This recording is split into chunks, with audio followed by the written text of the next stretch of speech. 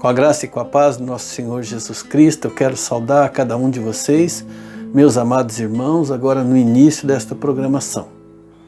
Nós estamos continuando a fazer a programação pela internet, mas queremos também gradativamente voltar às atividades na igreja. Já conversamos um pouco sobre isso e queremos começar estas atividades a partir do próximo domingo com celebração da Santa Ceia do Senhor.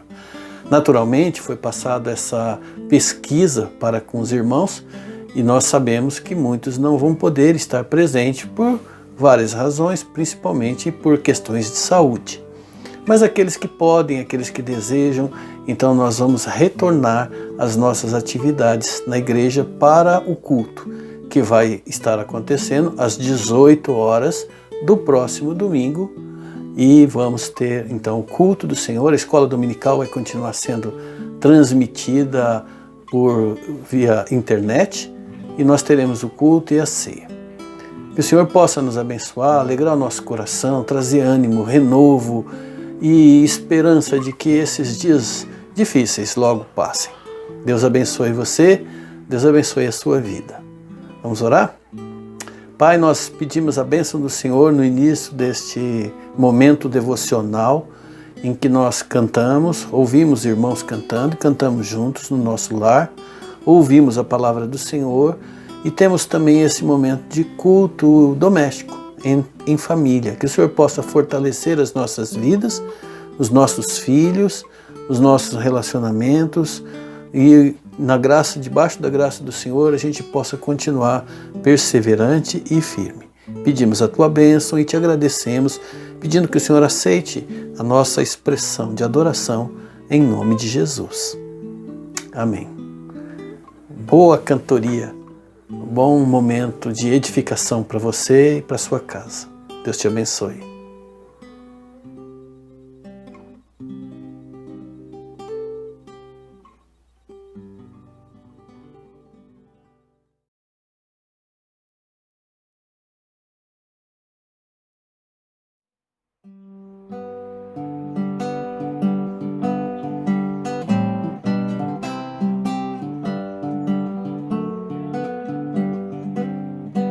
Riquezas não preciso ter, mas sim celeste bem, nem falsa paz ou vão prazer, porquanto crente tem eterno gozo no Senhor, por desfrutar o seu amor.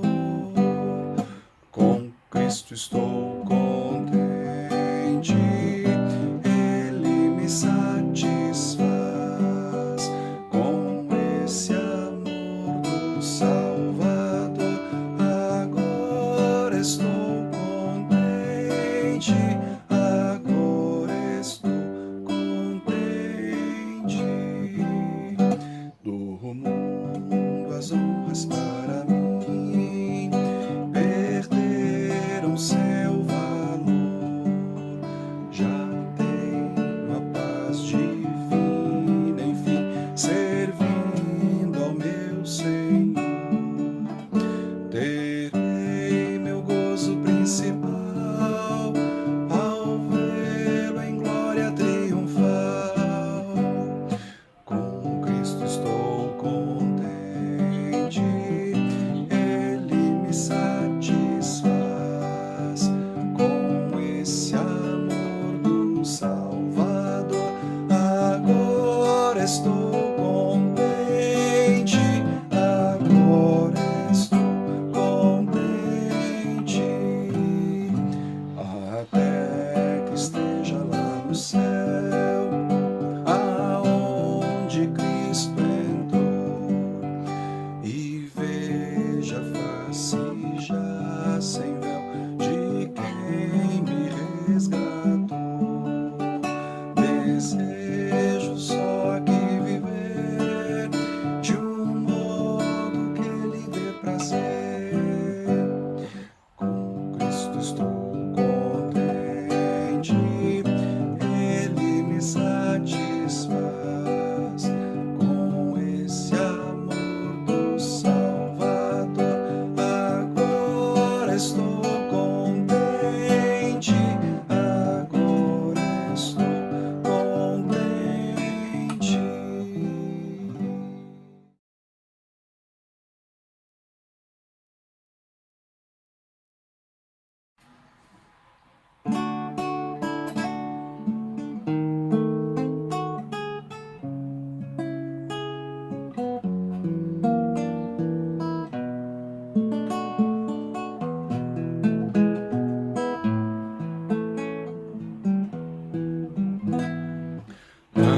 ao Senhor de todo o teu coração, com toda a força e razão, com todo o teu desejar. Ame ao teu próximo como se fosse você, como se a dor que ele sente fosse a que sente você.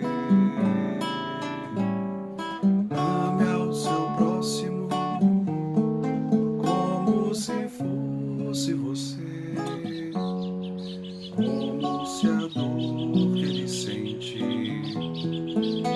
doesse mais em você. Ame ao Senhor de todo o teu coração, com toda a força e razão, com todo o teu desejar. Ame ao teu próximo como se fosse você, como se a dor que ele sente fosse a que sente você. Ame ao teu próximo como se fosse você, como se a dor que ele sente doesse mais em você.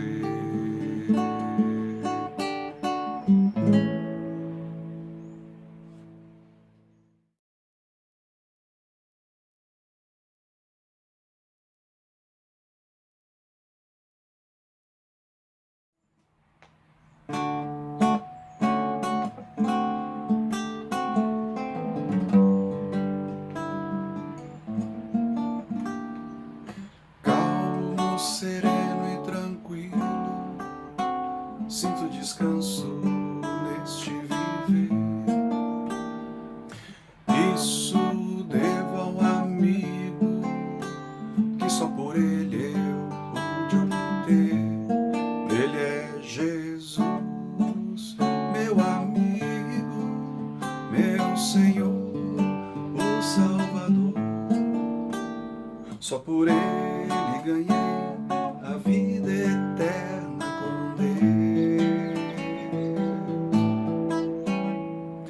Triste foi sua história, levado à cruz sem pecado algum. Só porque me amou, morreu por mim e não hesitou. Ele é Jesus, meu amigo, meu Senhor, o Salvador. Só por ele ganhei a vida eterna com Deus. Triste foi sua história, levado à cruz sem pecado algum. Só porque me amou, morreu por mim e não hesitou.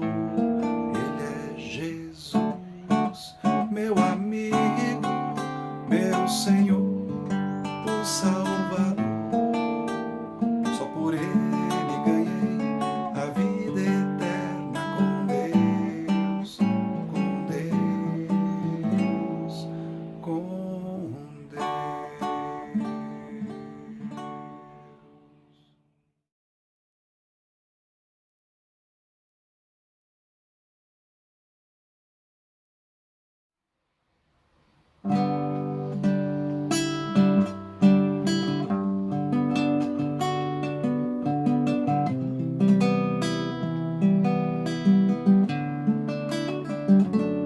Digno és de glória e louvores, levantemos nossas mãos, te adoramos, ó Senhor. Digno és de glória e louvores, levantemos nossas mãos,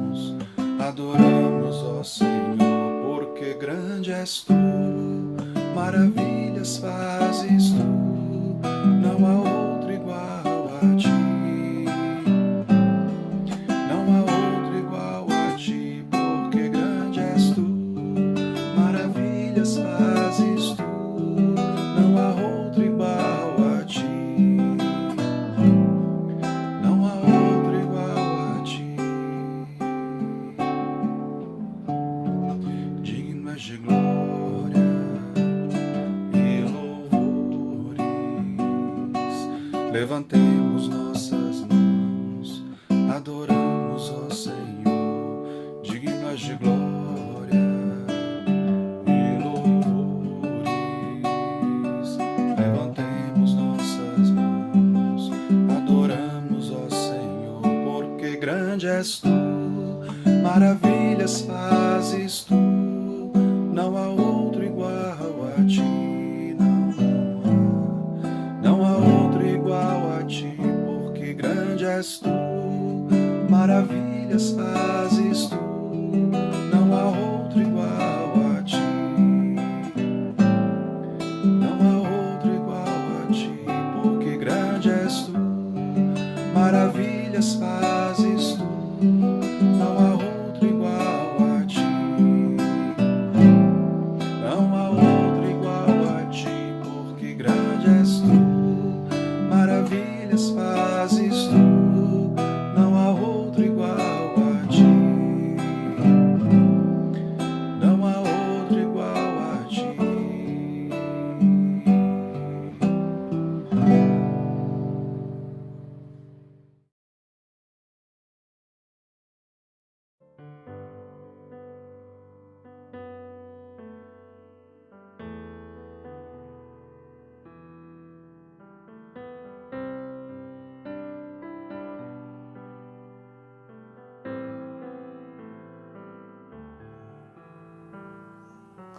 Que bom, meus irmãos. Cantar louvores é sempre bom. Ouvir a palavra do Senhor também. Então eu quero trazer aos irmãos uma palavra que Deus tem colocado no meu coração, compartilhar com os irmãos. O texto de Mateus capítulo 4, versículo 1 a 11. Antes disso, queria orar com vocês. Meu Pai querido, peço a bênção do Senhor sobre a minha vida e a vida dos meus ouvintes em qualquer momento em que ouvirem, em qualquer dia ou local. Que o Senhor os abençoe, para que a Tua palavra possa chegar a cada coração, possa trazer resposta aos dilemas, possa ajudar, direcionar, incentivar, exortar, corrigir, fortalecer. O Senhor sabe o que cada um de nós precisamos. Mas eu peço ao Senhor que me ajude a falar a Tua palavra, não a minha, para que haja edificação ao meu coração e ao dos meus irmãos também. Nós oramos assim em nome de Jesus. Alguns dias atrás, eu assisti um filme, era um filme policial, que tinha um camarada que ele era perito em bombas e ele era do mal. Então ele tinha seus opositores e o que ele fazia era usar armadilhas nas coisas que as pessoas gostavam e colocava bomba lá. Mandava flor para alguém, a hora que a pessoa puxava ali o bilhetinho, bum, explodia, caixa de bombom, explodia, o cara ligava o carro, explodia, ligava a televisão, explodia, e abria a garrafa de vinho, na hora que puxou a rolha, pá, explodia. Ele usou várias coisas úteis e atraentes para seduzir e destruir os seus inimigos, um a um. E assistindo aquilo, eu fiquei lembrando de um conselho, de uma advertência que a palavra de Deus nos traz a respeito do nosso adversário, que ele também é perito em montar armadilhas para nos destruir, através das tentações, coisas que nos seduzem, coisas que nos atraem, que nos fazem pensar que são bons para nós, que nós não podemos viver sem aquilo que é necessário para as nossas vidas, e através disso então somos enganados. Ele aproveita de algo que a gente precisa para nos seduzir, algo que a gente acha que é necessário. Nunca o inimigo vai chegar em nós e falar, ó, tá aqui, isso aqui é veneno. tá? Para você. Não, ele vai dizer, isso é remédio, você precisa tomar, isso vai ser bom para você. O pecado pode parecer, ele faz com que o pecado pareça algo necessário, algo indispensável para as nossas vidas, que é algo que vai trazer bem, que vai trazer alegria, que vai trazer satisfação e que a gente não pode nem viver sem aquilo, que a vida se torna inútil, vazia e sem valor sem aquilo. Ele faz a gente acreditar que os nossos desejos carnais não tem problema nenhum neles não, que a gente deve cultivá-los, eles são saudáveis, são normais e devemos buscar por isso. Ele nos faz acreditar em várias coisas. E quando a gente acredita e quando a gente aceita esses presentes, bum, explode. A nossa vida explode, a nossa espiritualidade explode, a armadilha está ali. Ele fez isso com o primeiro casal. Montou a armadilha em coisas que eram sedutoras para destruir a espiritualidade, o relacionamento deles com Deus, Adão e Eva. Ele tentou fazer isso com Jesus, a mesma estratégia, usando coisas que pareciam ser boas, que poderiam ser justas, que poderiam ser agradáveis, trazer satisfação pessoal, mas tinha armadilha para destruir Jesus, o seu ministério. É claro, a gente sabe que ele não caiu, mas ele tentou.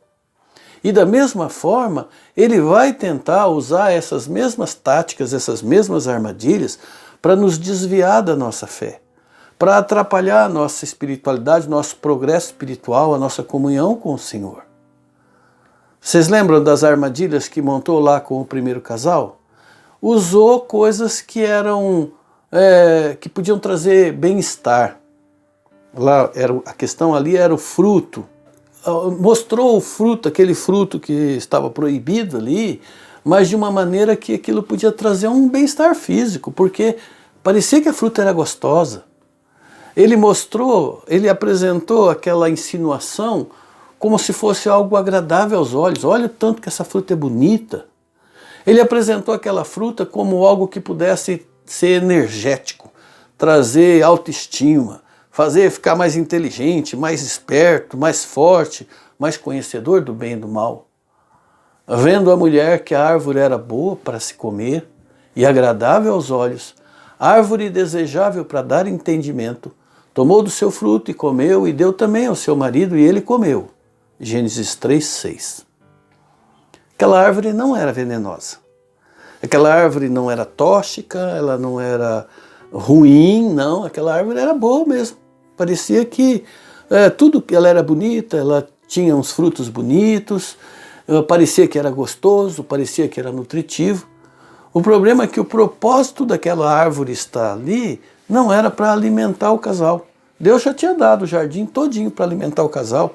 Aquela árvore foi colocada ali como um instrumento de prova que Deus estava fazendo com aquele primeiro casal para ver se eles amavam o Senhor, honravam o Senhor, respeitavam e andavam segundo as regras. O propósito não era alimentar, estava ali para testar a fidelidade daquele casal. Então não importa se uma coisa é agradável ou não é agradável. O que importa é o que Deus está dizendo a respeito daquilo. É isso que é o mais importante. Aquela árvore estava lá para lembrar para o casal que existem regras para a boa relação entre o homem e Deus. Eles deveriam seguir aquelas regras, obedecer aquelas regras para ter uma vida gostosa, satisfatória com Deus. Aí o diabo vem e fala, olha, eu tenho uma alternativa melhor para vocês. Eu tenho um jeito melhor de viver a vida. Sabe qual que é? Sem regras. Não obedeça regras e você vai se dar muito melhor, vai se alimentar mais, vai ficar mais forte e vai conseguir as coisas que você tanto desejou. E Adão e Eva não seguiram as regras. Por isso aquela boa vida que eles tinham se tornou em amargura, se tornou em solidão, se tornou em deserto. O primeiro Adão falhou naquela prova que foi feita. Mas não foi Deus que falhou na provação que foi feita. Deus foi vitorioso. O inimigo conseguiu fazer com que o homem falhasse porque se afastou da vontade de Deus. E Deus, para mostrar que o plano dele era perfeito, quem falhou foi o primeiro homem, Deus enviou o segundo homem, o segundo Adão, que é Jesus. O primeiro homem, diz lá em Coríntios, Paulo escrevendo aos Coríntios, capítulo 15, ele diz que esse primeiro homem, que é Adão, foi feito alma vivente. Mas o segundo homem, o segundo Adão, é espírito vivificante. Vê a diferença? Um recebeu a alma, o outro é o que doa a vida. Ele é a alma vivificante, aquele que dá a vida, que transforma, que regenera. O diabo tentou usar a mesma estratégia que ele usou com Adão, ele tentou usar com Jesus.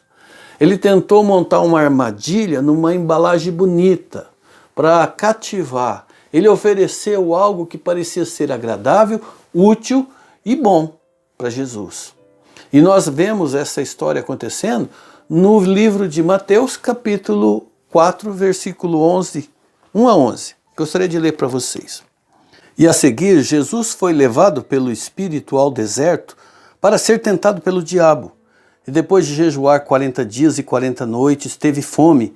Então o tentador, aproximando-se, lhe disse: Se és filho de Deus, manda essas pedras se transformarem em pão. Jesus, porém, lhe respondeu: Está escrito, não só de pão viverá o homem, mas de toda palavra que procede da boca de Deus.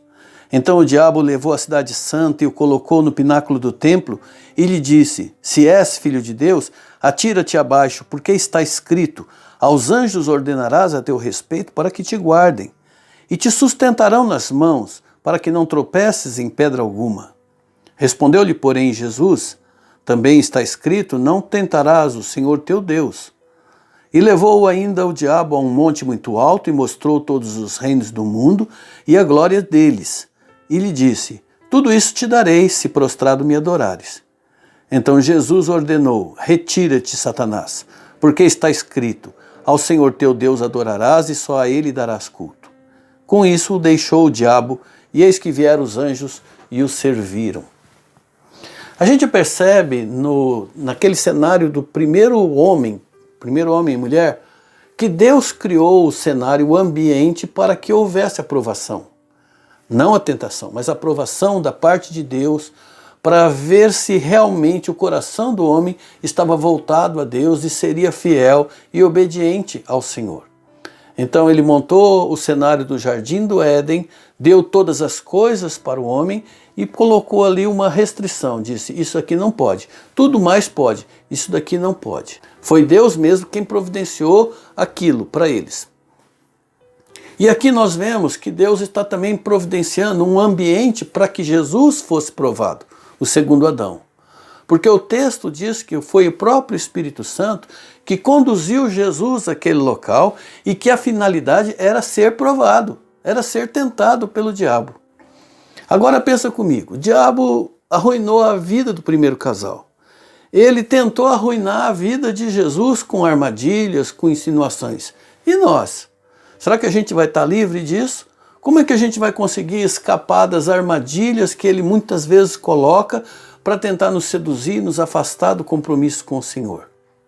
Nós podemos olhar para o exemplo de Jesus, ou para o exemplo de Adão. Se nós confiarmos em nós mesmos, como fez Adão, nós vamos fracassar. Mas se nós confiarmos no poder, na direção, na interação com o Espírito Santo, como fez Jesus, porque Jesus foi levado pelo Espírito, Jesus foi capacitado pelo Espírito, Jesus foi ungido pelo Espírito, então foi na força do Espírito que ele resistiu. Se a gente for guiado pelo Espírito Santo, confiar na força do Espírito Santo, aí a gente pode vencer as tentações e as armadilhas que são colocadas no nosso caminho. E se a gente ficar olhando para as armadilhas, para as estratégias do diabo que ele usou com Jesus e usou com Adão, a gente vai saber que ele vai usar isso com a gente também. Mas se nós olharmos para Jesus, como ele se defendeu, como ele se protegeu, então nós vamos descobrir que também nós somos capazes, aptos para nos defender e permanecer fiel, se nós confiarmos no Senhor e obedecermos a sua palavra. Vejamos então algumas dessas armadilhas que ele usou com o primeiro casal, que ele usou com Jesus e que quer usar conosco também para tentar nos destruir e afastar-nos da nossa comunhão com o Senhor. Lá na tentação de Jesus, ele montou a primeira armadilha. Baseado naquilo que ele fez com Jesus, nós podemos saber que ele vai tentar nos desviar da vontade de Deus. Vai tentar nos afastar da vontade de Deus. Ele disse a Jesus: para que sofrer? Para que você está aí passando fome, sede e todo esse sofrimento? Para quê? Se você é filho de Deus, você pode muito bem pegar essas pedras aqui e transformar em pães, em comida para você e matar a fome. Essa palavra, se és filho de Deus, podia ser muito bem traduzida se, já que você é filho de Deus, você podia transformar isso aqui em comida. Eu digo que tem essa diferença entre se é que ou já que, é porque eu não vejo nenhuma dúvida por parte do diabo de qual era a identidade daquele com quem ele estava enfrentando. Ele sabia muito bem quem era Jesus. Tanto é que quando Jesus era criança, ele tentou matá-lo através da ordem de Herodes. Ele sabia muito bem quem era Jesus, ele sabia também que Deus cumpre as suas promessas, e haviam promessas a respeito de Jesus, do sofrimento que ele teria. Isaías já tinha profetizado sobre isso, mas que esse sofrimento seria recompensado com a herança de todas as coisas nos céus e na terra. Então o diabo chega e monta uma armadilha. Vamos abreviar essa história? Para que passar por esse sofrimento? E ele conhece também as Escrituras e sabe que Deus sempre cumpre as suas promessas. Então ele usou isso como armadilha. Ele usou uma promessa distorcida para tentar enganar Jesus. O diabo não estava duvidando que Jesus tivesse poder de transformar a pedra em pão. Ele sabia que ele era o Todo-Poderoso, que estava ali na sua frente. E nem que seria pecado se ele transformasse pedra em pão para comer. Mas onde é que está a armadilha aí? A armadilha é que a questão aqui é que Jesus foi levado para aquele lugar para aguardar a provisão do Senhor. Ele deveria esperar pelo sustento do Senhor e não tentar mexer os pauzinhos para adiantar o expediente. E isso era o que o diabo estava tentando fazer com Jesus. Tal como muitas vezes a gente também é tentado a acreditar que se a gente fizer assim vai ser melhor, a gente antecipa as coisas, não precisamos esperar todo o processo que Deus fala e a gente quer queimar etapas. Era isso que o diabo queria fazer Jesus fazer. E nós também. Então, já que você é filho de Deus, já que você tem este poder, faça o que é melhor para você. Faça o que é melhor. Se Jesus não tivesse esperado pela hora certa, ele teria caído na armadilha. Porque toda coisa só é boa se for feita do jeito certo, na hora certa, no lugar certo, da maneira certa. E o diabo faz isso. Ele atrai a gente com armadilhas, com coisas que parecem ser boas. Mas se nós fizermos do jeito que ele quer, nós vamos fazer do jeito errado. E aí a gente falha. Por exemplo, o amor entre um homem e uma mulher é certo? Claro, é muito certo. Mas tem o jeito certo de manifestar esse amor. Tem a hora certa, tem o momento certo, tem o local certo. Não é? Então, lazer, a prática do lazer é uma coisa certa? É, claro que é certo. É uma bênção que Deus nos deu. Mas existe tempo para todas as coisas. Quando a gente tira o momento que deveríamos dedicar ao Senhor e usamos isso para lazer, aí tem um problema. Guardar patrimônio, juntar dinheiro, fazer a vida, está errado? Não, não está errado. Não tem problema. Desde que isso não nos leve à ganância, à avareza, à usura, aí isso é pecado. Então, nessa primeira armadilha que o diabo lançou aqui, ele queria mostrar que a busca pelo bem-estar pessoal é uma coisa normal, uma atitude prioritária nas nossas vidas, que a gente deve fazer isso. A prioridade é o meu bem-estar. Mas Jesus respondeu para ele, não, a prioridade é a alma. A alma e fazer a vontade de Deus é mais importante do que o meu bem-estar, do que aquilo que faz bem para mim. Fazer a vontade de Deus, a alma é eterna, o corpo é passageiro, a alma é a prioridade. Aí vem uma segunda armadilha. Na segunda armadilha, ele vai tentar desviar a palavra de Deus do coração de Jesus. E nós também. A armadilha dele nos tenta desviar a gente da palavra de Deus. Diz o texto que então o diabo levou Jesus à cidade santa e o colocou no pináculo do templo. E disse assim, atira-te lá embaixo. Aí tem todo o texto que vem depois. Tem muitos que interpretam essa passagem como uma passagem literal. Que o diabo de fato levou Jesus, ele tem o poder, porque nós vimos lá na história, no episódio de Jó, como ele levantou temporal, tempestade, terremoto, derrubou a casa, trouxe bandido, fez cair fogo do céu, ele tem poder. Então usou esse poder e levou Jesus até o pináculo do templo. Mas eu me reservo o direito de ter uma visão diferente. Porque é muito difícil entender e aceitar que Deus iria permitir que seu filho fosse carregado pelo diabo, que fosse levado daquele lugar onde era o local da provação para Jerusalém, para ser provado, e depois ia ter que ser uma viagem de ida e volta, o diabo levar, depois o diabo trazer de volta para testar de novo lá no deserto. Se a intenção do diabo era matar Jesus, no meio do caminho ele podia deixar Jesus cair. Eu imagino que aqui estamos trabalhando no campo da imaginação. Jesus está fraco, debilitado, com insolação, com inanição, com desidratação. Então essas coisas têm miragem. Mas não foi uma miragem, foi o campo da imaginação que foi trabalhado. E isso não é menos mal, não. Porque o pecado, quando acontece no campo da imaginação, ele também causa a mesma destruição do que acontece na vida real. Você deseja matar alguém no seu coração, pronto, pecou contra Deus. Podia ser matar fisicamente, ou podia ser no campo da imaginação. O pecado é igual. Adultério, Jesus disse isso. Você pode adulterar? Não, não pode. Mas é pecado adulterar? É. Mas imaginar o adultério também é pecado. Então ele trabalhou no campo da imaginação de Jesus. E disse a Jesus, tentando desviá-lo da palavra de Deus, daquilo que era a vontade de Deus, dizer para ele, olha, atira lá embaixo, porque na Bíblia está escrito que você vai ser pego pelas mãos, vai ser carregado pelos anjos, nenhum osso vai quebrar, não vai acontecer, você não vai tropeçar em nenhuma pedra, e as pessoas verão que você é o Messias, e aplaudirão, e aceitarão o seu ministério, e você nem precisa passar pelo sofrimento. Percebe como essa segunda armadilha é mais ardilosa ainda do que a primeira? Mais bem elaborada, mais escondida essa bomba, mais explosiva? Porque na primeira armadilha dizia, olha, se uma coisa é necessário, então tá certo. Se é necessário, não tem pecado. Agora ele vem e diz, se está na Bíblia, não é pecado. E aí que está o problema. Ele citou o Salmo 91 de maneira distorcida para tentar confundir Jesus.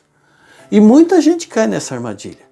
E a gente tem que tomar cuidado porque tem muitas pessoas citando as Escrituras, mas não com a inspiração divina, com uma intenção errada, usando a palavra de Deus para trazer doutrinas que distorcem a verdade, usando a palavra de Deus para manipular as pessoas, usando a palavra de Deus distorcida para justificar os seus erros, para justificar os seus pecados, as suas más intenções.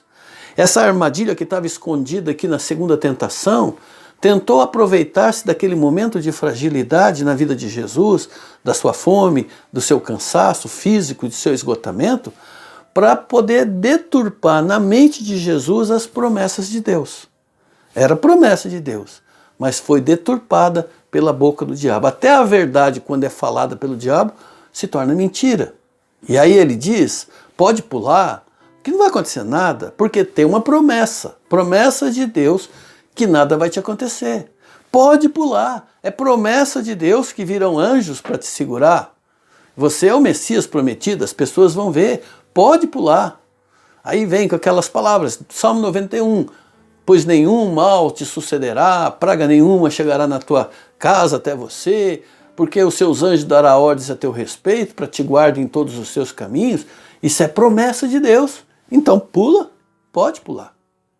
Essa é uma tática que o diabo usa, uma das armadilhas que ele esconde nas suas tentações, é usar um versículo da Bíblia, isolado da Bíblia, para tentar, através daquele versículo, contradizer outras coisas da Bíblia. Então, quando a pessoa quer justificar o seu pecado, ele vai lá na Bíblia, usa versículos isolados, distorcidos do contexto, para justificar os seus erros. O inimigo é perito em fazer isso, em usar a própria palavra distorcida e enganar as pessoas para justificar os seus erros, para satisfazer os seus desejos carnais. Mas esse tipo de armadilha só funciona bem em quem tem conhecimento superficial da palavra de Deus. Quem conhece pouco a palavra de Deus e não consegue perceber que aquilo está fora de contexto. Com Jesus isso não funcionou. Jesus conhecia muito bem a palavra de Deus e não entrou naquela contradição que o diabo estava tentando colocar para ele ali. O que Jesus falou? Olha, você está errado, porque a própria palavra de Deus diz que a gente não deve tentar Deus com provas tolas. E o que você está pedindo para eu fazer é tentar Deus com provas tolas. E a palavra de Deus não se contradiz. E aí tem uma terceira armadilha que ele montou para Jesus e que quer usar contra as nossas vidas também. Ele vai tentar nos afastar da cruz. Ele tentou afastar Jesus da cruz. Levou Jesus e disse, lá um alto monte, mostrou todos os reinos e as glórias do povo, tudo para ele, e disse, eu te darei tudo isso se me adorares, se prostrado me adorares. O diabo é esperto, príncipe deste mundo, sabia muito bem que através do sacrifício que estava profetizado, Isaías já tinha falado sobre isso, que através do sacrifício de Cristo na cruz, ele herdaria todas as coisas. Ele seria dono de todas as coisas.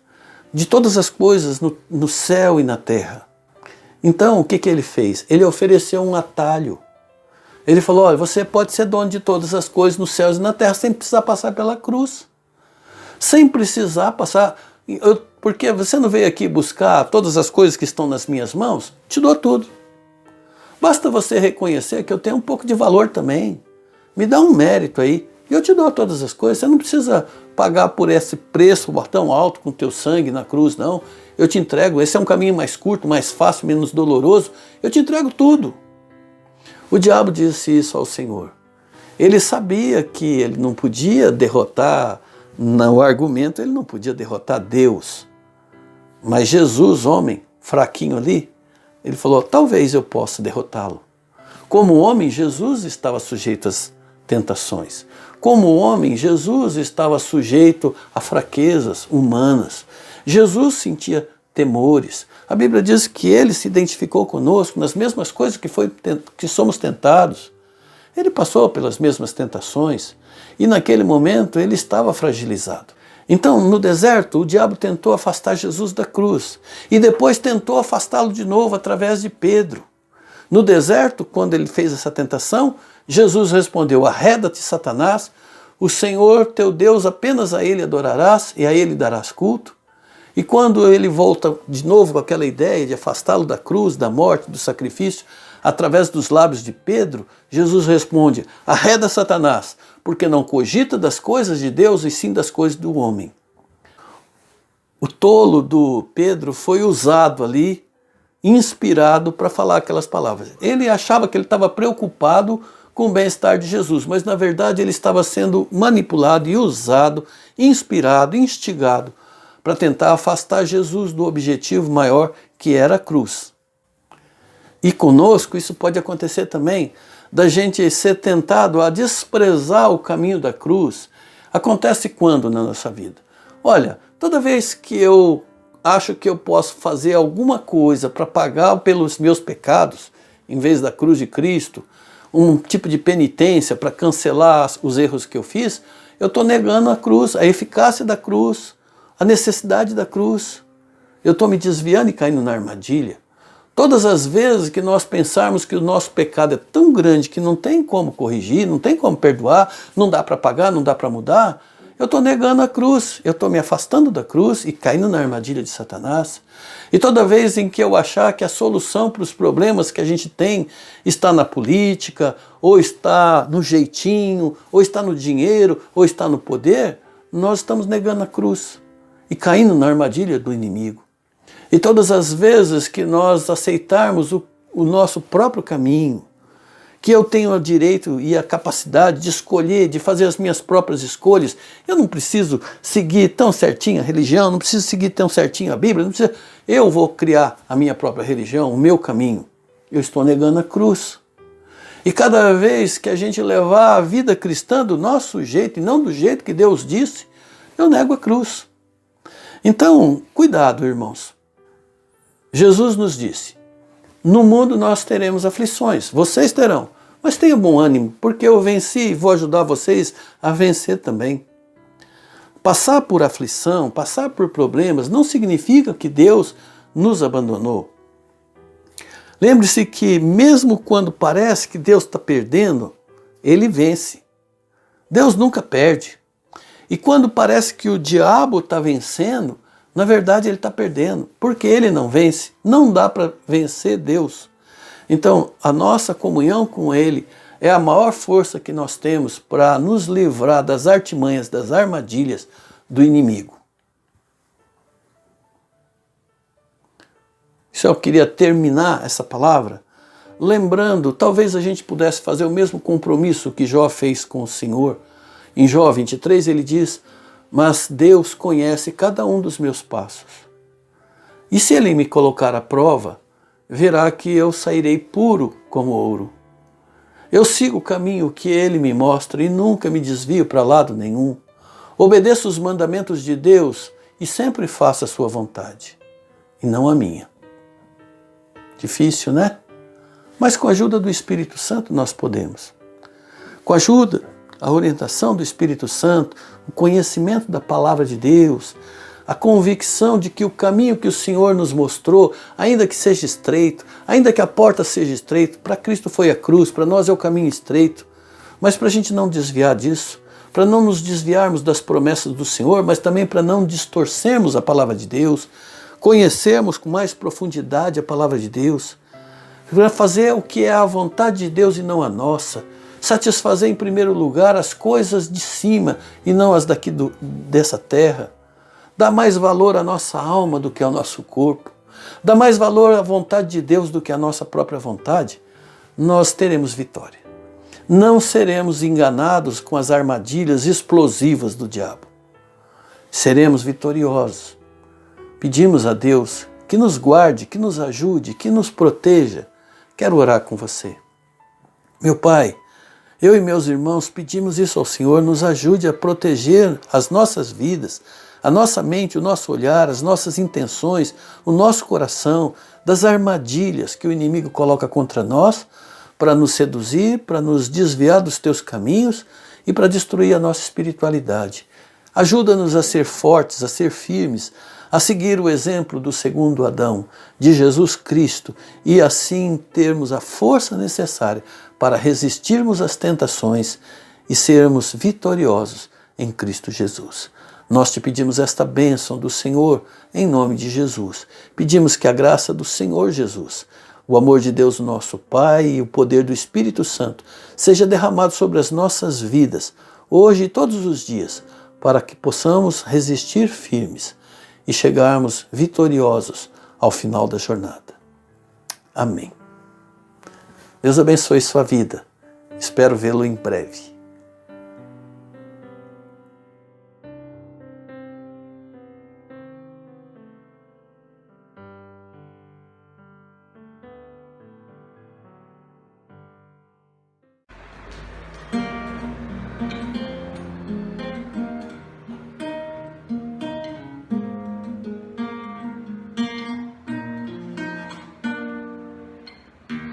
Diga para os temerosos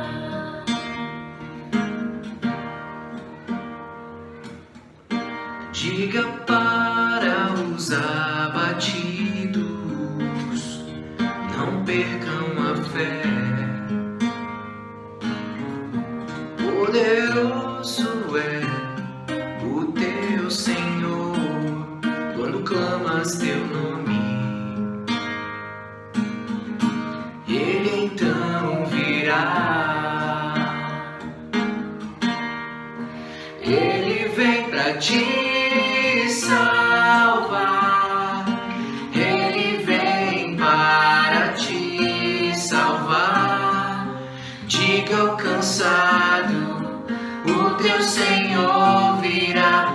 Ele vem para te salvar. Ele vem para te salvar.